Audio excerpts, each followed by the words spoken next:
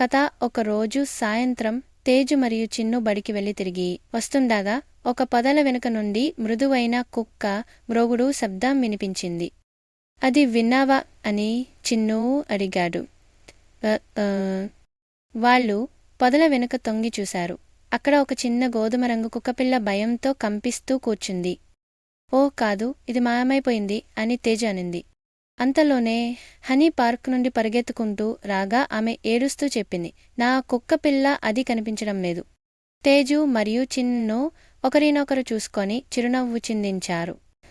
వాళ్ళు కుక్కపిల్లను మృదువుగా ఎత్తుకొని అడిగారు, హనీ, ఇది నీ కుక్కపిల్లేనా? హనీ కళ్ళలో ఆనందం మెరిసింది. అవును, ఇది మా చోకో. హనీ చోకోను గట్టిగా హత్తుకొని అంది, మీకు చాలా ధన్యవాదాలు.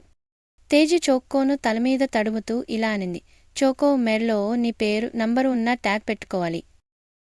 చిన్ను కూడా చేర్చి అన్నాడు, మళ్ళీ ఎప్పుడూ అతన్ని పార్కులో ఒంటరిగా వదిలేకు. నీతి, దయతో కూడిన ప్రవర్తన మరియు వేగంగా ఆలోచించడం చిరునవ్వులు తెచ్చేలా చేస్తాయి, సమస్యలకు పరిష్కారం ఇస్తాయి.